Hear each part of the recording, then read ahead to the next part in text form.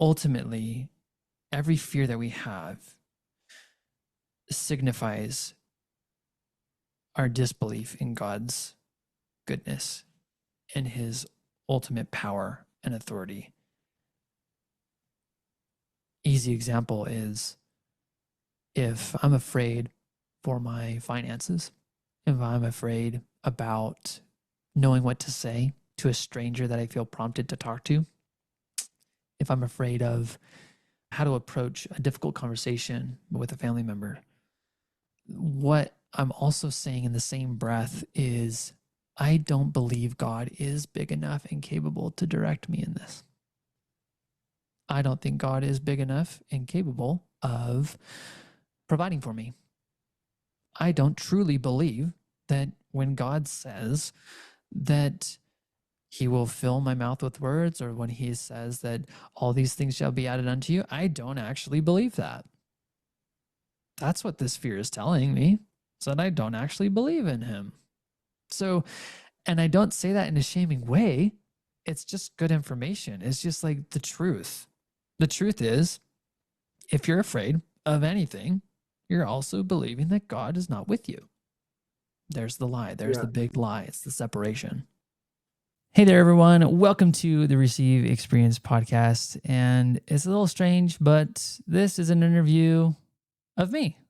And my friend Greg, he's just this great speaker and interviewer. And he had the thought, hey, why don't I interview you?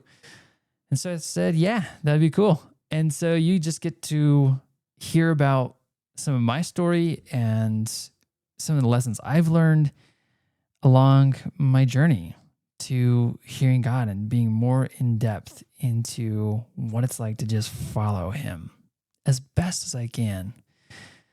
And I will tell you, I am in the midst of it every day. I'm very human. And I just hope that as you listen to this, that you get a sense for me, and you get to learn from what I've experienced. And hopefully what we're doing is we're shortening the distance between you and God, thanks to what I get to go through and get to teach people. So I just appreciate you for listening. If you haven't subscribed, it just helps for other people to know about this, and feel free to share this with other people. Maybe they're curious about who I am. Maybe they're curious about my story, and I'll just leave with that. And this interview starts with a little bit of a prayer, and then we just get into it. So resources will be in the description below, but enjoy. Father in heaven, we are so glad to just come together as brothers and as men of God, seeking after your heart and seeking to share your light with the world. Lord, as we just come together at this time, we open our hearts to your will. We open our hearts to your presence that's already here in this space, and how you truly do smile upon us, and you smile upon your children. Like anyone who listens to this, anyone who listens to this is seeking you, and how you smile upon that, and how you only seek for good. We accept your goodness, we accept your righteousness, and how diligently you seek to build relationship with us. So we allow ourselves, we just open the door to accepting your love, your kindness, and your graciousness, and go into this time together with faith, with the trust that you are in it all. And we just say this all in the name of Jesus Christ. Amen. Amen. And thank you for starting with a prayer. God always got to get all the glory, right? So, Yeah. questions. So, Receive Academy, hearing God, this is very different than getting. And you have made it a beautifully delicate process that seems more like, it's almost like gratitude is built into the formula. Can you talk a little bit about how you came to this place where your ministry is so impassioned with receiving and hearing Yeah, from God? I think that I've lived a life of performance and productivity.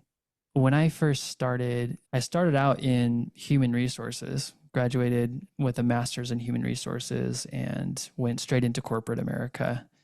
Was working in Dallas, Texas. And all the while, though, I always knew that I wanted to do coaching of some sort because coaching was, in my view, the way to create transformation in someone's life.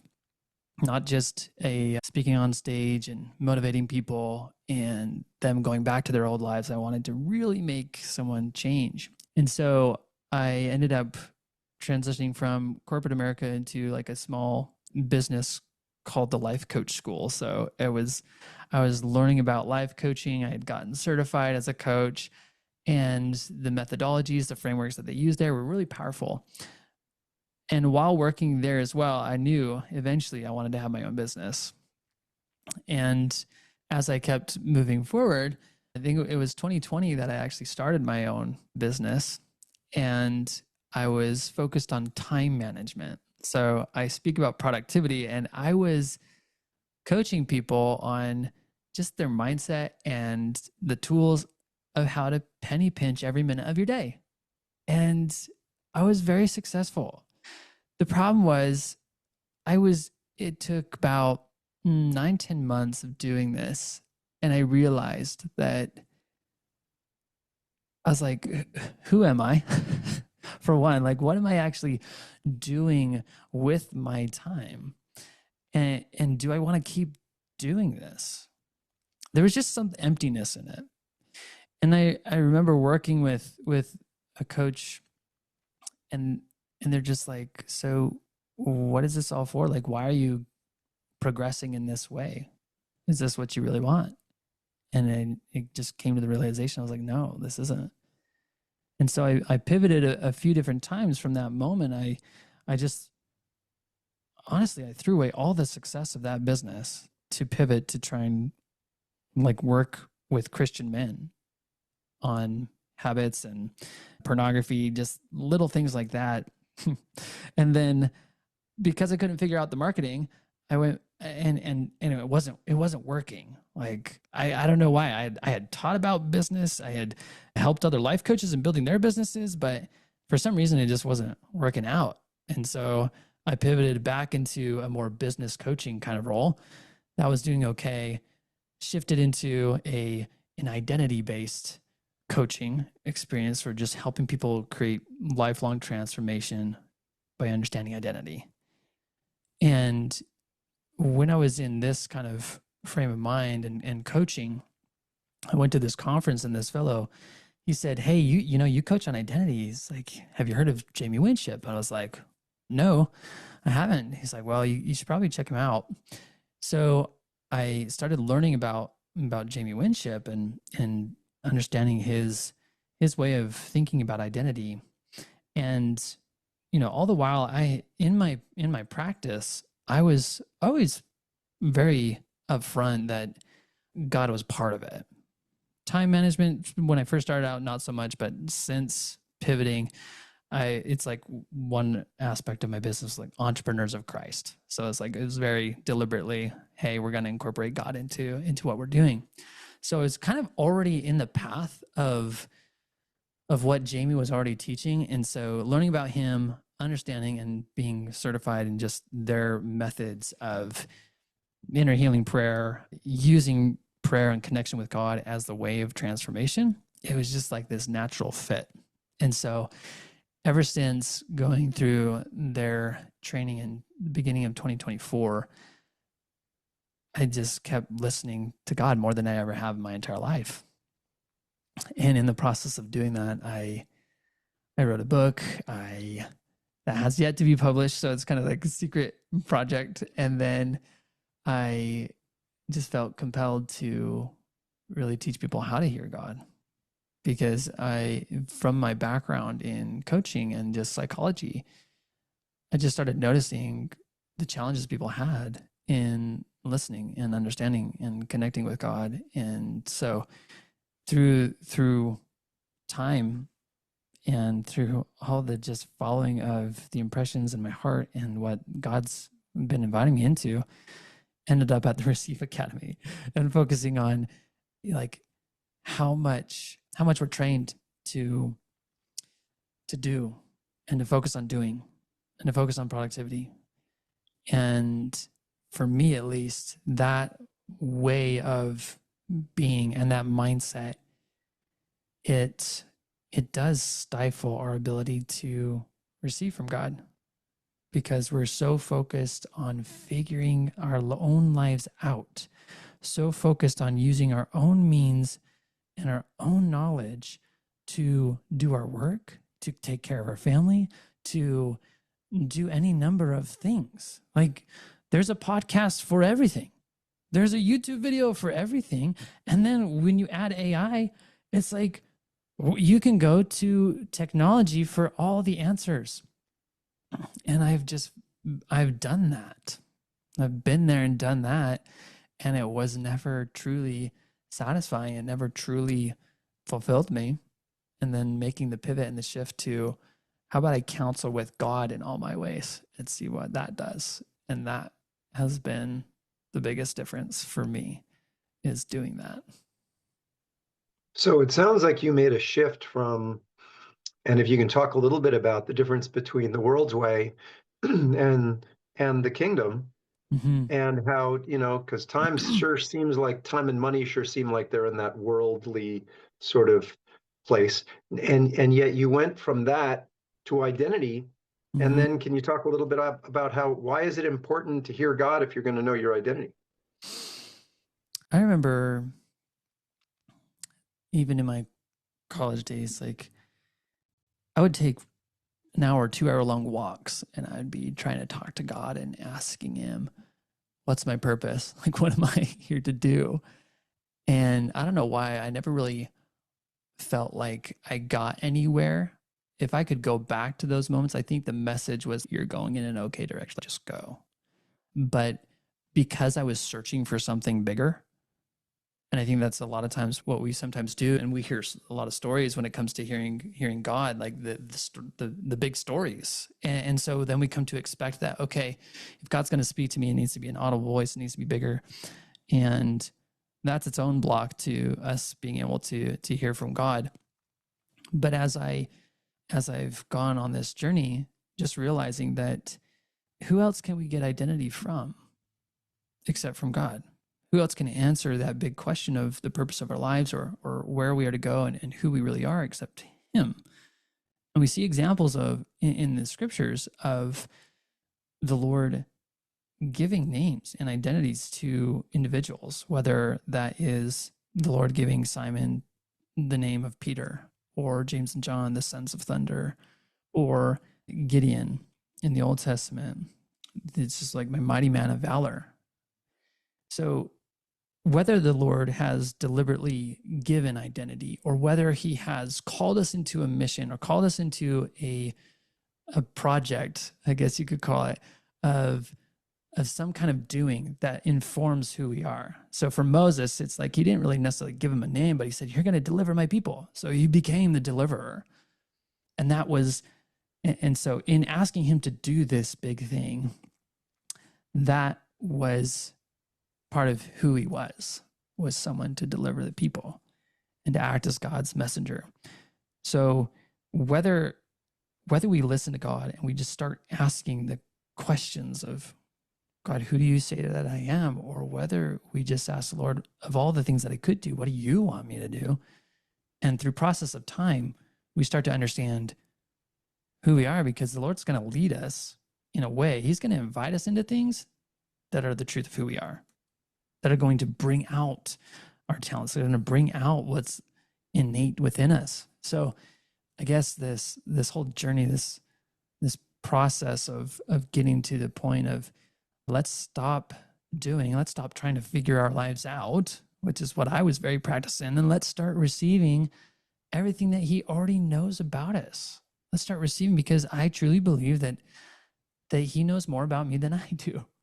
And that if I were to follow what he says, that my life's going to turn out much better than what I could create on my own.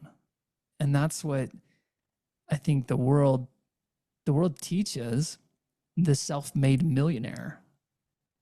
That's self-made. And so it's devoid of God. And same thing with so many businesses. It's just all, and in school, it's just, let's remove religion and state. And I've just found that including God in everything is very helpful. You mentioned Jamie Winship. And you mentioned the word emptiness a few times. And I know that Jamie talks about getting to a point where you feel powerless and alone. Yeah. And what was the moment? Because I was kind of shocked to really pray that prayer that he says over and over again. Lord, who do you say I am? Tell me what do you want me to learn? What do you want me to do? And I just I'd have to say I was badgering Jesus. And then one day when I relaxed, and I think this is one of the key pieces of your work I'd like to hear a little more about. When I relaxed and let it go, I was in the shower for just a minute. I heard very clearly one word that was had to do with identity. It was reminder. But when you hear that voice, it's indistinguishable. You're not gonna say, oh, I wonder if that's God's voice, right? What was your moment? Because clearly, you're all in. You're all in for this. What was the snapshot moment? Morning, afternoon, evening, were you indoors or outdoors, that you got clarity about that calling?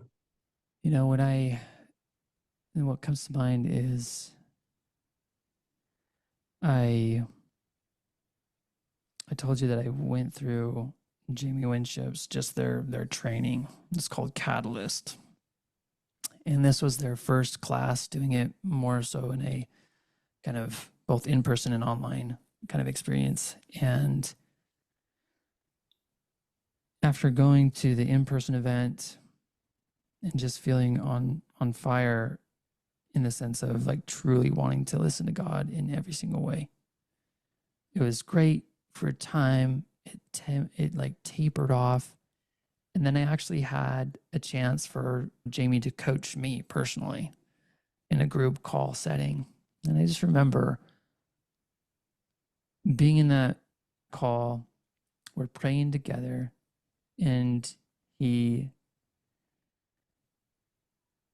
just had us envision just coming before the throne of God and laying down any fears that I had, just laying down whatever fears, also just any lies that I've been believing about being not capable enough or not right in the sight of God, or fear of doing things wrong. And I heard the Lord just tell me that, yes, I am a light bringer and a restorer, and that I needed to write a book. And so that's what I did. I just honored that. And as I wrote the book, because this book is more so a nonfiction fiction book. It's a story of a woman going through her own challenges and being able to learn the lessons of how to hear God, that I call them laws of listening. And through the process of writing that book, I started to also just uncover a little bit more about my own mission and what I was here to do. And so sometimes it's funny, because I was talking with the gentleman today, and he was talking about how there's so many closed doors. I think he's out of a job, and he applies to different job opportunities and nothing's happening. And so our interpretation of that experience is closed door, closed door, closed door.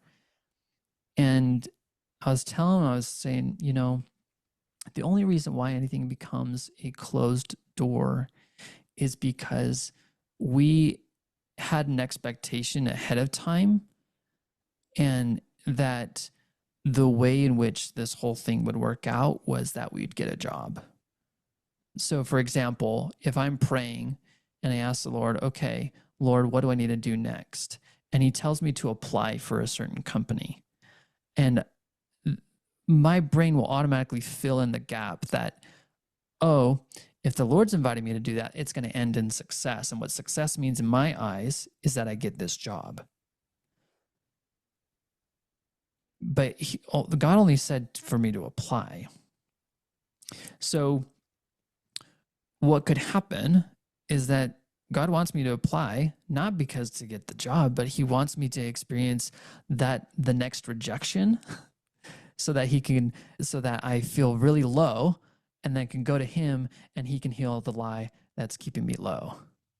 Or he wants me to apply for that job so that I can get an interview. And it's not to get the job, it's because he wants me to talk with someone, meet someone at that interview or on the way to the interview or on the way back. It's like we just get so caught up in this is the way it's supposed to work out. And if I attach myself to this is the way it needs to work out, then if it doesn't work out that way, it becomes a closed door, if that makes sense. But what I told him, I said, listen, I don't think forget the whole door analogy. There's just an open field and God's with you in all of it. And he says, be free, go, be free, play, explore, make mistakes, fail. I'm with you in all of it. And if you're willing to go with me in all of it, I will prompt you. I will guide you. I will direct you into places that I think you would quite enjoy. But it's up to you. You still have all your agency to choose any direction you want, but there's no closed doors and there's no open doors. There's just go and be free in the truth of who you are. And let's see what happens as a result. So I don't know if that answers your question, but kind of went on a tangent. Yeah. Well, I think the word you used so well was play. Children play and they're not worried about the results, the consequences, whether I can afford, whether there's enough, whether I failed. They're playing. So I love the reintroduction of that word. You don't hear a lot about it these days, especially not in the adult realm. Did you get when you heard God's voice saying, I want you to be a light bringer. I want you to own that. And if that's what he said, did you get a vision or a mission with that? I think it was more so just over a process of time. Like I spent probably 4 months of just really diligently writing that book. And I didn't do any marketing for my own business during that time. So in terms of business success, I was failing in the world's eyes. And also during that time was 4 months of me going to the Lord saying, Lord, I feel like you've called me to write this book. And how am I supposed to get income to provide for my family? Like, how are we doing this? I'm scared. I just kept bringing my fears to him about my income and me being able to provide for my family for like 4 months straight. And in that time, the Lord affirmed to me and gave me assurances, mostly just through little promptings and thoughts. And as I journaled and just that, he kept reminding me, he's like, Tyson, I'm with you. I'm with you. I'm the great provider. Seek first the kingdom of heaven, and all these things shall be added unto you. And so you hear that message for 4 months straight, and you end up believing it. It's like, I know that the Lord will never tire of telling you the truth. So if you need to hear it for 120 days or however long, 150 days, and then he'll tell it to you that many times. You're talking about hearing and being told, but was there a tangible shift in your experience? Because I've been to where I deceive myself by saying, all right, I'm gonna look at the word, pick a verse that serves me. I'm gonna rely on it, but I'm not really being receptive. So here you are you got tangible issues. Yeah. And you're hearing, how do you distinguish between, well, I read it in the Bible and this is a message for me that comes with a reassurance? Yeah. There was a point where I was questioning, I was actually really questioning whether or not it was me or whether it was God, because I kept hearing the message of, I'm with you. And so you hear that enough times and you start to think, okay, is this just a pattern of what my brain has learned? That when I enter into a place of prayer and I ask these kinds of questions, then this is the response. So I asked the Lord, I said, Lord, I keep hearing, I'm with you. What do you want me to know about that? And with that came just the most powerful witness, the full body, just a wave of warmth and truth. And the message was, no, Tyson, you don't understand. Like I'm right here with you, right beside you. You have no idea how close I am to you. I'm with you in everything. So it was a different, totally, like I couldn't make that up. I can't generate that on my own. And And and that was so tangible. that was so tangible to me. Just this, and the thing about it is too, what confirmed that was after that experience, I didn't get that message as much. So it's like the Lord kept telling me and I wasn't getting it, kind of thing. And then when I was like, okay, Lord, I don't know if I'm getting this message. Like, what do you really want me to know about this? It's like, no, like, I want you to feel it, sense it, know it with all your heart. I am with you. And that changes how you show up to the world. Because if you truly believe that God's for your good and that he can redeem any failure, that he is the great provider and that he is with you, then everything becomes possible. All things are possible through Christ. Right. Well, and when you have that, I'm gonna rewind because whether Mm-hmm. you intentionally or unintentionally avoided the question, did it come, this process that you went Yeah. through, did it come with a tangible vision and mission? Or were you just content? Oh, I hear God's voice today. I'll hear it tomorrow and I'll hear it the next day. I'm just going to take it one step at a time. I think it was more so just a step at a time, because at that time I didn't really have the vision of YouTube. So I was focused on the book, and then as I kept focusing on the book over time, I just kept listening to the Lord, and there was this idea that I've had, like I've wanted to create a YouTube channel. I've wanted to try this out. And when I saw the potential and possibility of just going down that way, I dove into it, and it felt good. And there was a time when I prayed to the Lord. I said, "Hey, instead of me coming up with my own goals and my own vision, could you just give me like what you see in me? Like, I know that you didn't give the disciples a 10-year plan. Like, it was just a daily witness. But Lord, what's your vision for me? What would you have me imagine?" And he just gave me this vision. I had been doing a daily call where I just help people to have an experience in listening to God. And I had been doing this even when I was helping coach people around business and identity. So this call was something that I just experimented with on my own, because I found that journaling and kind of getting into a place of just listening and contemplation was super helpful for me. So I said, "Hey, clients at the time, do you guys want to join me at 6 a.m. Mountain Time to try this thing out for a couple weeks?" And they said, "Sure." So we did it for a couple weeks, and I said, "Do you guys like it? I can keep going because I like to do it myself.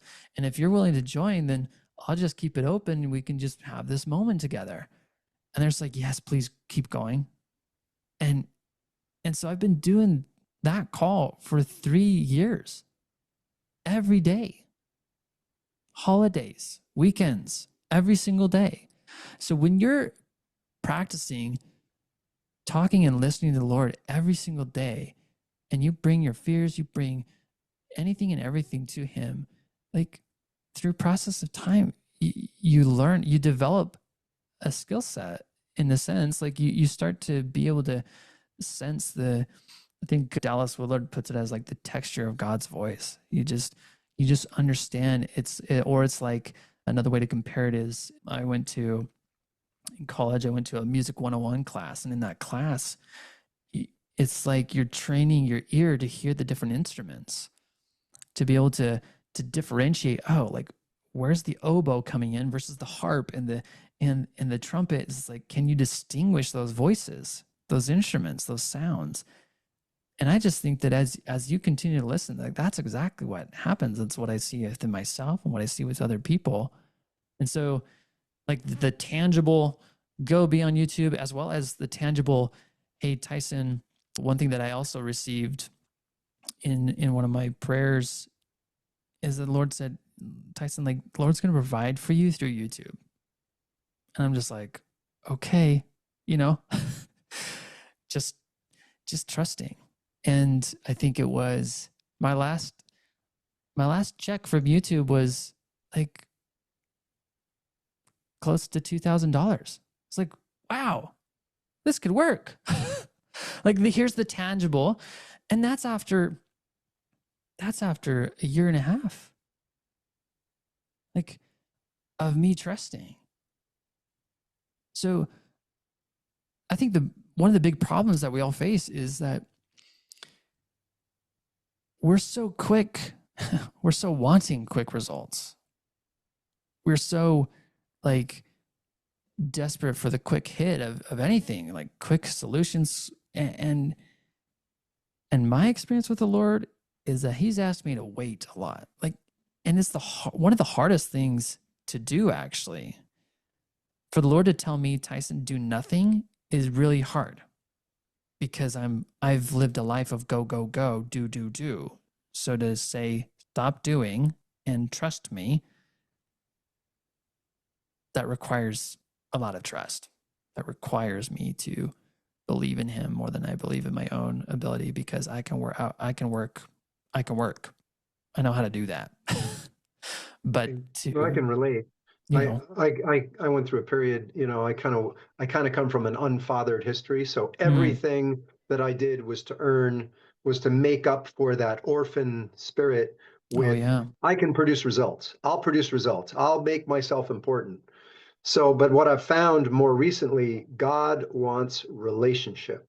yes, And what I'm noting is that when you started that morning call, it was totally relationship based mm-hmm. and not results based, unless you say it was. But it sounds like you were, number one, willing to listen, because you were Mm-hmm. saying, hey, Lord, is this what you want me to do? But you were also asking and inviting those that you were, like, hey, do you guys want to have this relationship? And I'm like, wow, you can kind of hear God smiling behind that, right? Because Jesus is an abider. It's about relationship. In John 15, how many Mm-hmm. times? 9 times or something. He says, abide. If you Mm-hmm. abide in me and I abide in you. So it sounds like that's what you were shifting from, Yeah, sort of the world's, you mentioned it was kind of like about time and money, I guess, mostly time yeah, as a medium. For me, it was all about time and fame. I kind of worked in Hollywood, or money and fame rather. And it was yeah. all about, those. So, and those relationships are very contrived and manipulative and self-centered, right? So having that relationship with God, I've just come to see that the relationship God wants is one that includes everyone, Mm-hmm. you know, others-centered relationship with Him, because that's it. That's what he's in work for.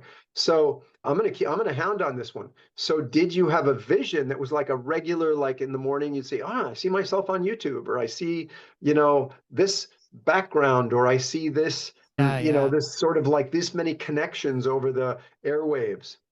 So going back, the vision that God gave me was I'd always have it in my heart to have 100 people on this call.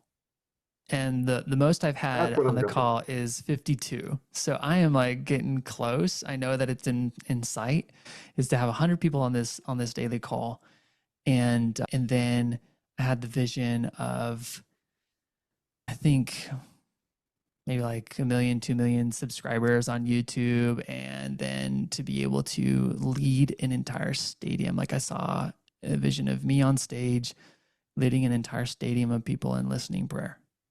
And that's the, like, even just envisioning it, like it gives me chills, because I'm just like, oh my goodness, like to do that would fill my heart so much, because what it says is that people are hungry for it, or at least to have an opportunity to be in that kind of space and to lead people in such an experience where they actually hear God real time.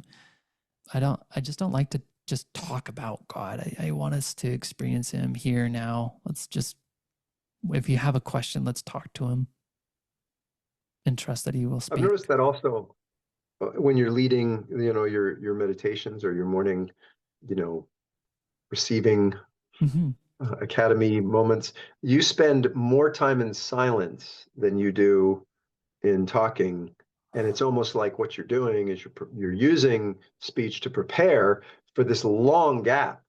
Mm-hmm. And it's like that pregnant pause, and you leave quite a Mm-hmm. few of them on your when you're leading that meditation, which the world is not comfortable with. But that's the point, right? Yeah. is let's get uncomfortable in hearing God. Let's leave the pregnant pause and let it go a while. So is that your mission?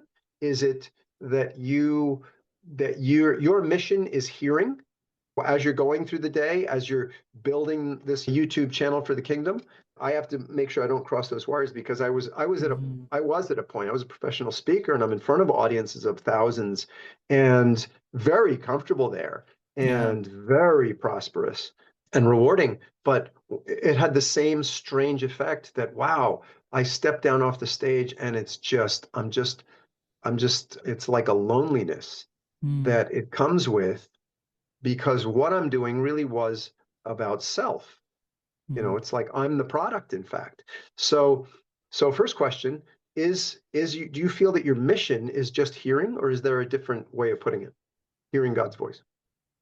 I'll answer that question by telling you an experience. I was teaching a lesson at church, Sunday school lesson, and I posed the question. I just said, how many people, I think it was something along the lines of, does God shame you, or is God like disappointed in you? Like if you make a mistake, is he ashamed of what you've done? And some people agreed with that. And I remember just standing there and just like, oh no, like for one, it hurt my heart for people to believe that God was like that. And two, I wanted to rush into defensiveness. I was just like wanted to convince. And I know that if I'm in that energy, if I'm in that place that I'm trying to like self-protect, self-promote, there's just a fear that's going on. And I just like in the moment, I was like, Lord, what do I do? He's just like, just let it go. Continue on with your lesson. Like just continue on, talk about something else. Like just let that go. But afterwards, in reflecting on it, I think the sadness that I have for the world is a world that does not believe in how good God is and how much he wants to speak to us. And it Okay. is it is a big deal in our ability to actually receive from God, because your beliefs in who God is directly going to impact not only your belief in your thoughts of yourself, but your ability to receive from him. So I think that my mission is not just to help people hear God, but to help people understand who he is, that he is the kind of God that wants to and is speaking to you all the time. Right. So it would break your heart if somebody said, "Hey, I heard from God and how disappointed he is in me." That Mhm. would be like so you want people to hear, but you want them specifically to hear the goodness of God. Yeah, from the love And of God. that's the purpose of those gaps, is Yeah. so that you can really, and that's what it sounds like you're kind of protective of. Given your vision, how will you circumvent the pitfalls of pride? You mentioned, Yeah. the two things that Jamie talks about is self-preservation, self-promotion. And hmm there is self-promotion, which is the path to a pride that really snuck up on me in a way that was, it took 10 years for me mm to really shift from I am source to he is source. Right. And that was after I'd sort of, but I tell people, the bigger they are, the harder they fall, right? That's the saying. For me, I was more like a mountain, got to just strip me down layer at a time to get me down to where he needed me. And that took a while. Yeah.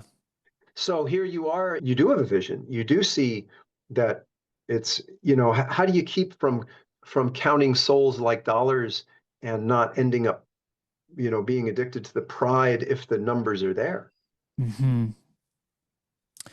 I would say that I'd say that in a very real way, this is occurring for me right now because as I start to see growth, often, often the Lord is telling me, stop looking at the numbers, stop looking at the YouTube stats or how many subscribers you have. And I know that through process of time, the thing that anchors me and what allows, I guess what I think keeps me in a safe harbor is that I'm going to keep doing this daily call. I'm going to keep doing moments of listening. It's like I can't not be in relationship with him. And it's my belief that if I maintain that relationship and focus on that relationship, that God will put me in check. He's done it before. He's but he does it in a loving way, and that's how I know the difference is if I receive something and it's filled with shame and condemnation, it's not him. But if I receive something and with it comes just this love and it's like, Tyson, you need to not look at those numbers. I'm like, yeah, you're right. There's no shame in that. It's just like, it's on me. Focus on what's most important. And when you do that, I do believe that if you maintain that, then you're gonna be okay because the Lord's not gonna lead us astray.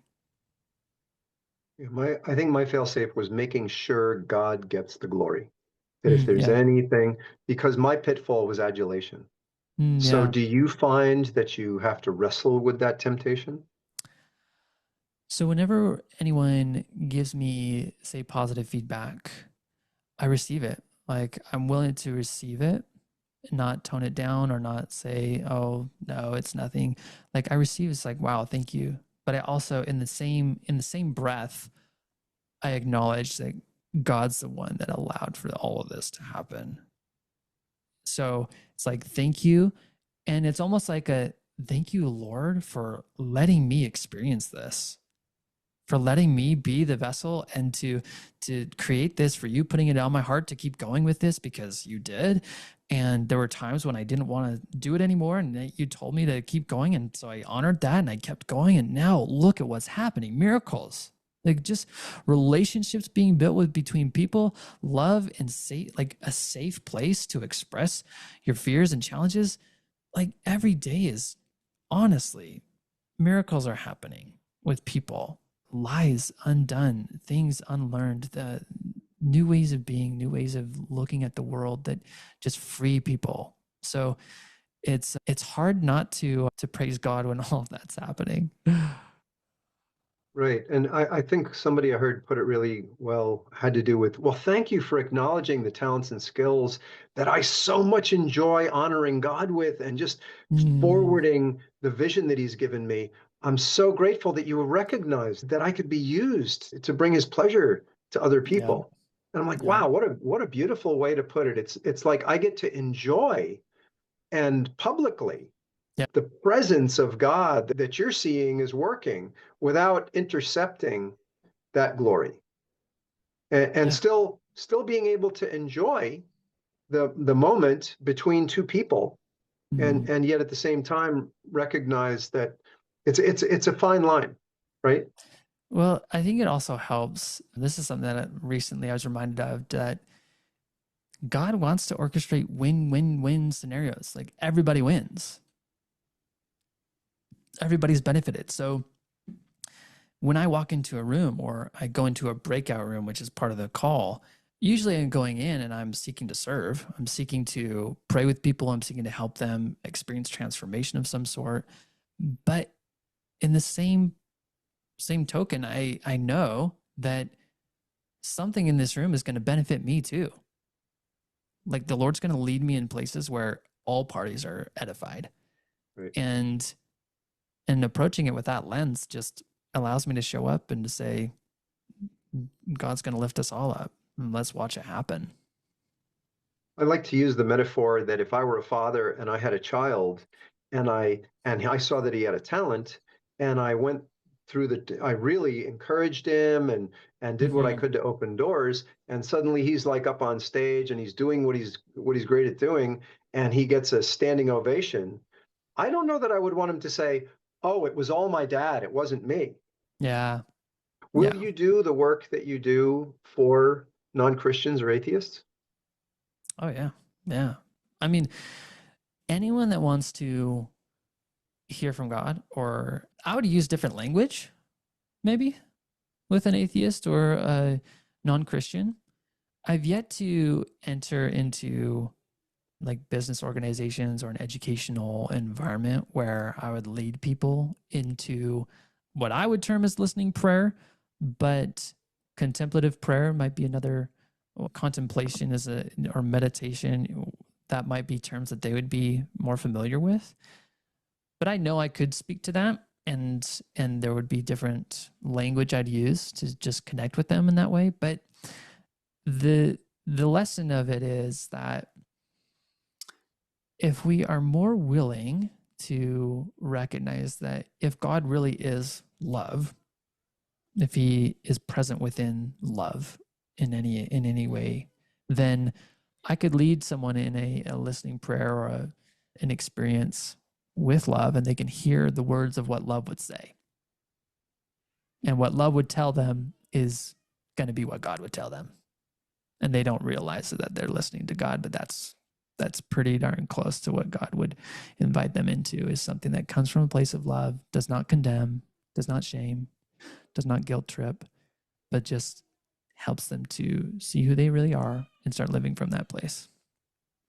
That makes sense. I remember seeing Jamie Winship did some crazy stuff where he actually went to Muslim countries and would bring the gospel there. And of course, he learned some valuable lessons about, Bible thumping, right? But Mm-hmm. I saw him do a presentation. It seemed like a sales presentation, a corporate buyer. Never once mentioned God, Jesus, or the Bible.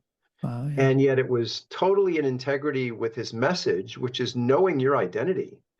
And and I know for myself, when I first started out, I've only been saved 4 years, and I ended up so diving into it. I got a blessing. I really had trouble reading the Bible, and the day I got saved, I woke up the next morning hungry for the Bible, to the point where 3 years later I ended up Mm. with a doctorate in theology in biblical coaching, Wow. and I decided I only want to work with Christian men that are lukewarm, that be on fire for the Lord. And so many people have told me, why are you excluding so many of, what if men want to be on fire that don't have that background? They Mm. just want to be on fire and they realize that they're just lukewarm. Why would you hold that apart from them? So maintaining that personal conviction, Mm-hmm.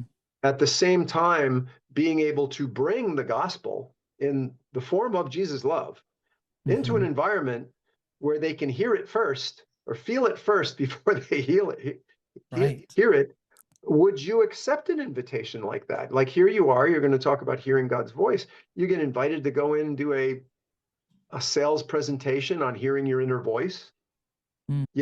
I actually took a very fruitless detour. For 8 years I was a monk, and I was like, I wanted to Mm. hear that inner voice and know, and I'm listening, but it wasn't biblical. It wasn't of Christ. It was more of like an ashram and a cult than anything. Mm, And I have to admit that after 8 years of at 40 years, but 8 years of intensive just dedication and 5 to 6 hours a day, minimal results compared to mm, what I experienced when I called. I've often thought of like a few of the monks that I had conversations with. It's like pushing a boulder up a hill and hoping it gets to the top before you die, right? mm. And then getting saved is literally like on day one, it is finished. So now I'm Mm, living out of gratitude, right? yeah. So that gratitude and that feeling of being full and letting it sort of spill over onto others, right? The crumbs from the table Yep. that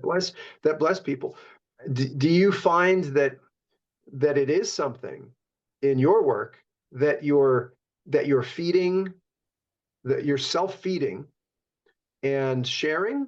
Are you in community feeding, or are you feeding privately and then allowing it to spill over?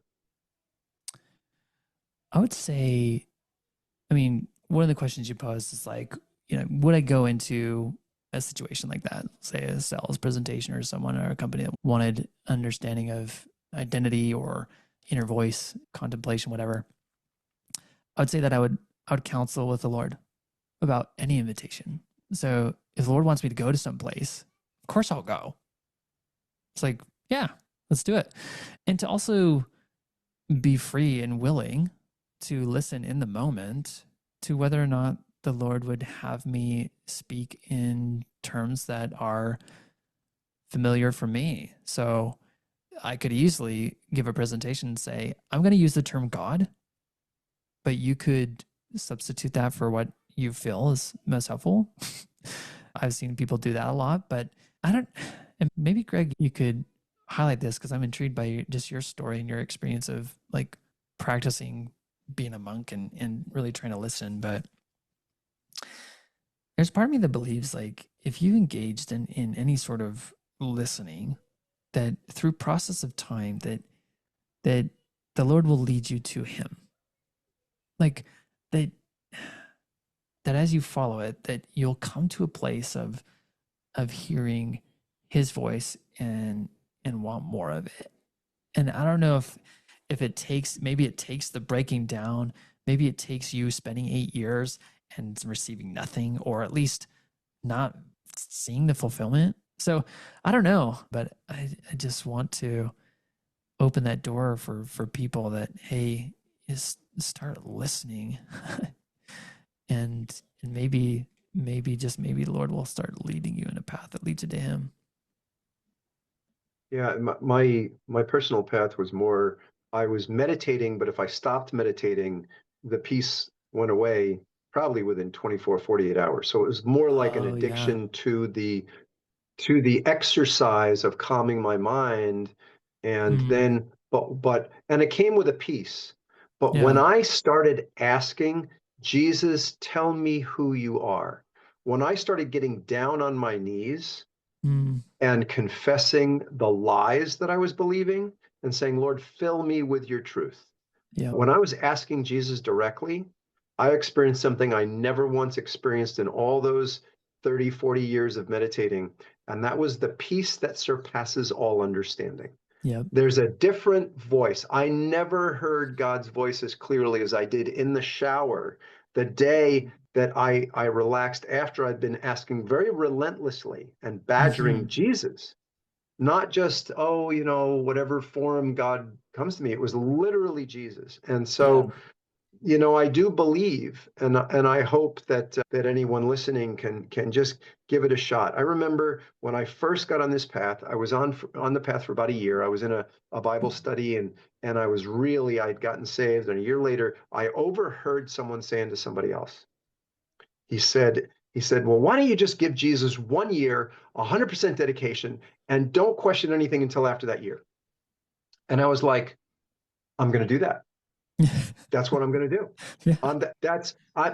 My brain's always off looking for evidence and looking for this, and I was like, well, what if this relationship deserves 1 year of dedicated Mm, 100%, like marriage, right? You got to mm-hmm. be exclusive, You ask her to marry you, you're going to court, and that's going to be an exclusive 100% one pointed. And if there's any deviation from that, it's going to be noted. Yep. And so I did that. And then at the end of a year, imagine what you're experiencing. Yeah. I It's love like, that. okay, all right, this is a lock. Well, to add to that, so Greg, when you were describing how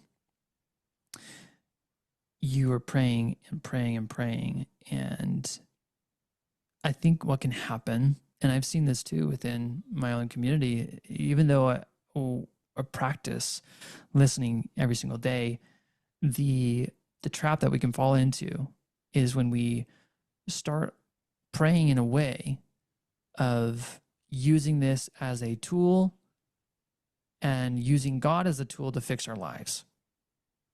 So prayer then becomes a to-do item and something to get a transaction versus a relationship of transformation. So if I'm hustling and I'm trying to, essentially I'm using prayer, and I've been in that place before where I'm trying to pray and it's almost like a forceful thing. You feel the difference. I'm trying to force God to speak.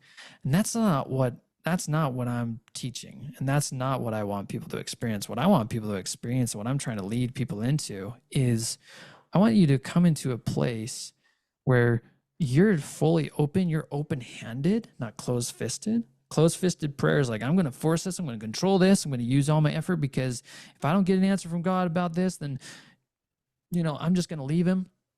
And instead, it's just like, I'm going to go in open-handed. I have no idea what's going to happen. And I'm going to let go of any expectation. I'm going to let go of how I think God should show up in my life. I'm just going to go in and I'm going to listen. I'm going to be in a space and allow God to love me. And even just being in a space and allowing yourself to be loved, in my mind, opens the door to receiving probably more than anything else. Some people actually have a hard time receiving love because they've never known the love of God. They've never truly known what it's like to be loved in an unconditional way.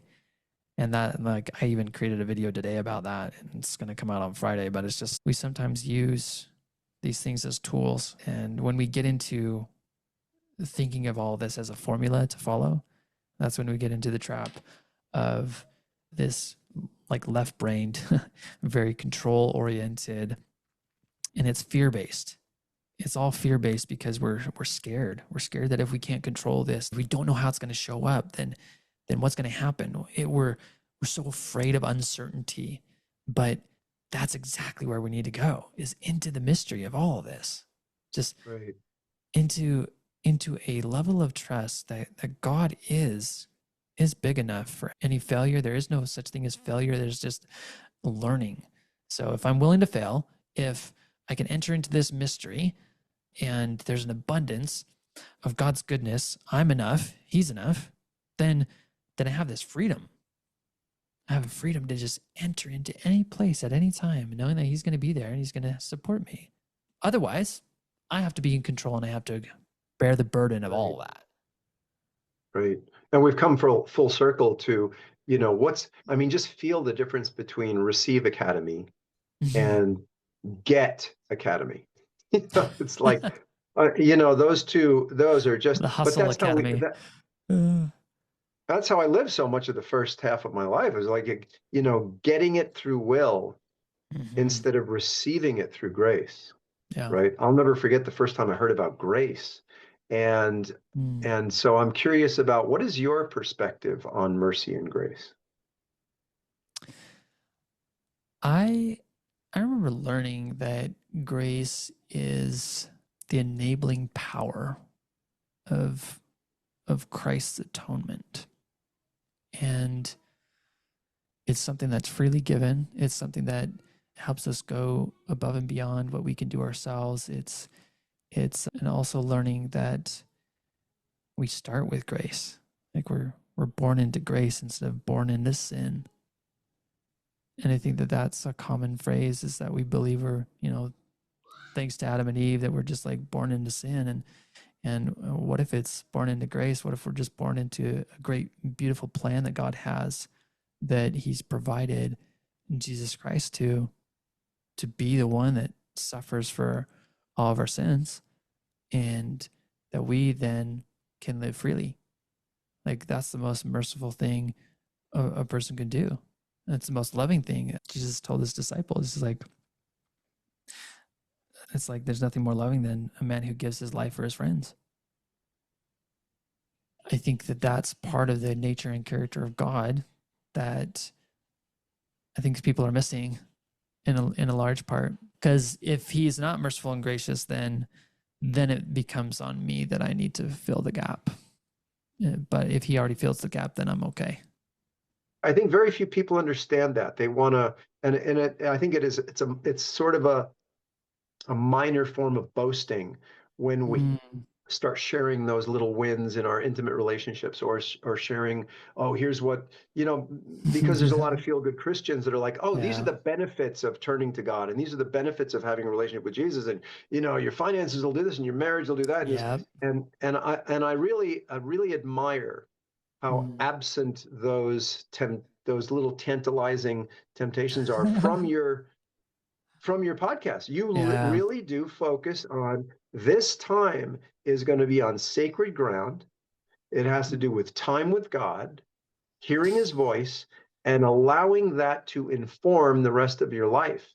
And that's evident when you show up day after day after day, Yeah. and that's your single pointed focus. And I have to say, it's something that I've seen when I have seen people that have a very surprising level of success. Mm. They all eventually learn to do that, because if you don't, you're gonna pay a price. It'll hurt your Yeah. family, right? Yeah. It'll hurt the people that you do care most about. So I have to say, I see the foundations in how you've done this, just because I came from that Mm. world a lot. I've worked with celebrities, A-list celebrities, that had to learn the hard way. You don't want to share those things, but it's not just a worldly truth. It's the Yeah. God. I think, just like my wife doesn't want me sharing intimacies, there's something Mm-hmm. sacred about my relationship with God, where, yeah, I want to create a space for you to hear from God, but Yeah. you don't necessarily need to share that with everyone. Is that intentional for you? In part it is. Yeah. I've asked the Lord of how He wants me to approach some of these things. And He wants me to just focus on Him. I mean, my community is filled with every religion under the sun. And the only thing that unites us is Jesus. And that's all that I want us to focus on. Because the moment that we start getting into what makes us different is the moment that there's separation, is the moment that we say, well, my belief's right and your belief's wrong. And I've had experiences, Greg, where I have prayed with people of different faiths, and just we end up coming to an agreement that Jesus wants us to be in loving relationship with one another. Like, these kinds of experiences the kind of unity, the kind of love, the kind of community that this world needs, the only way it's possible is if we center on Him. It's, at least that's the only way that I see it happening. And it's the way that I've experienced it personally, that as I have centered on Him, people of various backgrounds can come into unity and can receive together. And in that receiving together, they're blessed just to be in relationship with one another. So yeah, I'm pretty intentional about letting all else go on the wayside while I focus everyone just on connecting with God, because He wants to speak Yeah, to us. that's good. That's maturity beyond your years, to be able to maintain that kind of purity and simplicity Yeah. of message, right? So very cool. I know something shocked me once. I heard Elon Musk, who I admire sort of for Mm-hmm. his, unstoppability, and he said the only way the world can work is by the principles of Jesus Christ. There, you have to have forgiveness, and that's the only path that really, Mm. promotes that. And I just was like, wow, to see someone that's so engrossed in worldly accomplishment, but still the wisdom of Mm, recognizing. And that's one of the things I've noticed over and over. Those words have haunted me. I'm like, you know what? The only way the world can work mm, is not merely to forgive your enemies, but to love them, right? yes. If love your enemies, like where do you even go in your mind with that, except to realize that what Jesus is saying Mm, is that the love of God is so great you can bring it to an enemy and it'll work. yes. Yeah. Which what an incredible Yep. 3 words. Love your enemies. Who would put those together in a sentence except Jesus? Hmm. And I think it is so foundational. And I know, as we focus, I'm imagining that a lot of the work that you do has to do with self-forgiveness and that intimate Yeah. relationship with self. Can you say a little bit about your experience of how hearing from God heals that personal relationship with self? Well, yeah, as you were talking just about loving your enemy, I think that what we don't recognize is that our one of our number one enemies is just ourselves. Like we just speak horribly towards ourselves. The world, like, it's just a place where we're so apt to beat ourselves up for things. And I love the example of Jesus with the woman caught in adultery because it demonstrates just how he views condemnation. Because here's these Pharisees they're trying to put a trap. They're just like trying to create a trap for him, and they bring this woman caught in adultery, and it's like the law of Moses says that we should stone her, and here they are, like they're already ready to throw stones, and Jesus just like he stoops down, he starts drawing. It's like he creates a moment of pause, and it kind of in my mind it disarms everybody, and then he's like, "Okay, well, whoever you is without sin, cast the first stone." It says that the eldest, the wisest, they left first, and then to the youngest, and then he tells the woman, he's like, "Where are those thine accusers? Has no one condemned you?" She's like, "No, no one's condemned me because they're not here." Well, neither do I condemn you. Go and sin no more. Now, the part that I think people don't realize is that phrase of "go and sin no more." Sin is there's a number of definitions out there. One that I have grown fond of is sin as woundedness and sin as separation. So, in other words, go and separate yourself from me. Like, don't do that anymore. Like, stay with me and don't wound yourself. Don't beat yourself up. Don't condemn yourself for this because that's what we tend to do. We make a mistake. And this is something I still struggle with. Like the moment I make a mistake and something that I know I don't want to do is the moment that I'm beating myself up. It's the moment that the voice of condemnation comes in, the accusation. Like Satan is the great accuser, he's the great liar. So for me to be in that place, that's not a place of God. That's not God's voice. So his voice is saying, "Hey, look, no one no one has the right to accuse you and condemn you. No one around, like physical beings around here. I'm not going to do it. And I invite you to not do it too." This is what I think about condemnation. Go and sin no more. Go and stop beating yourself up because I'm not beating you up. I want to just tell you how much I love you, how much I'm here for you. I'm right here in front of you, in front of your face.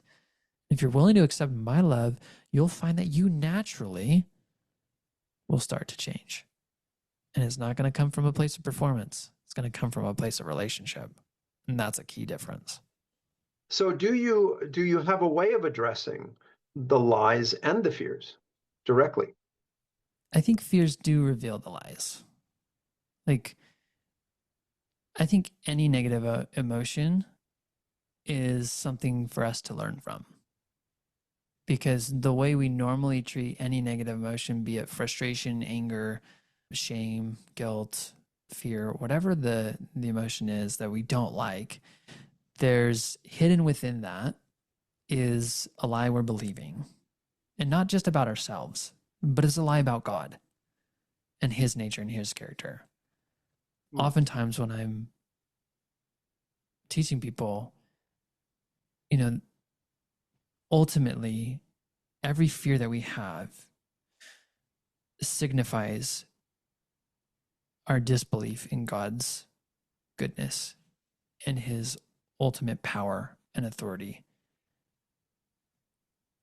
Easy example is if I'm afraid for my finances, if I'm afraid about knowing what to say to a stranger that I feel prompted to talk to, if I'm afraid of how to approach a difficult conversation with a family member, what I'm also saying in the same breath is, I don't believe God is big enough and capable to direct me in this. I don't think God is big enough and capable of providing for me.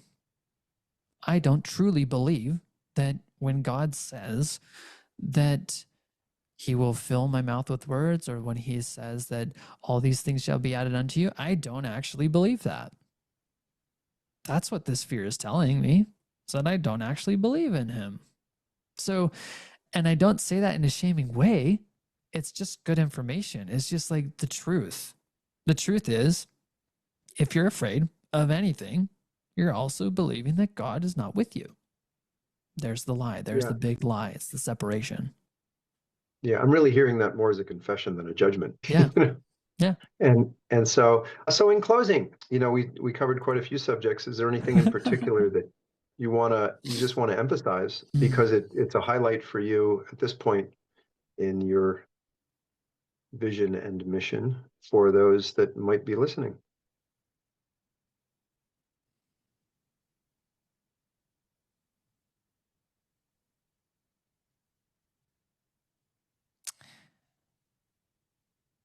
I think I'll just go back to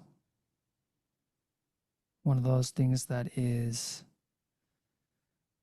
the sadness that I feel when people don't realize it is just the love that God has for you. And also the closeness. Like sometimes when I'm leading people in prayer,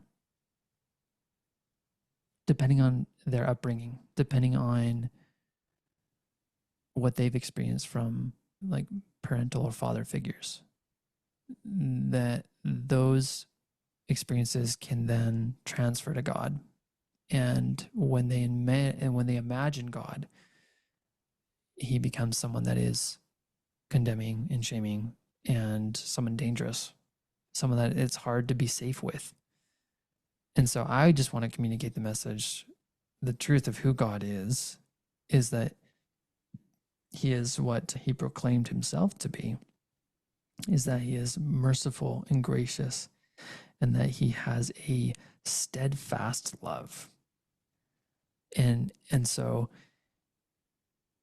to believe the best way that we can understand who God really is by witnessing and reading about the life of Jesus Christ, the one who dined with sinners, the one who loved his enemies, the one who forgave, the one who healed people when he met them, and the one who died on the cross for you. So if you have any doubt or any misunderstanding of how much God loves you, then just read the Gospels, read John, and you'll find that God is so much for you and his love is there for you. And the more that you do that, the greater your capacity to receive, because God then becomes a safe place to go to and becomes the voice of love, the voice of peace, because that's who he really is. So I'll just share that. Well, thank you. Thank you for your time, for your Yeah. generosity Mm. and your integrity. I have to say, having sat in a lot of the classes and YouTube videos, the many YouTube videos, you're very much in integrity. What people for those that want more, what's next? Yeah. I would I would invite you to check me out on YouTube. Just search Hearing God with Tyson and you'll find my channel and just start watching. Just start learning. Because the more that you learn, and I know that we've mentioned Jamie Winship a number of times, you listen to his interviews, his stories, they're all beautiful and amazing. And they're all different. I'm always amazed as to how many stories he's got. But it's just like start start learning this way of interacting with God, and you'll get to a place. And if you do want to go into a community, then from those videos you'll see the links to get to where you can actually interact with me personally. You can come to the daily call that I do, and all of it is available. You can experience all of it for free. So I just want you to know that it's available, and don't let finances be a barrier. Well, and your community has been as generous and loving as you are, and as gracious. So, Mm. thank you for your time. Yes, thank you, Greg.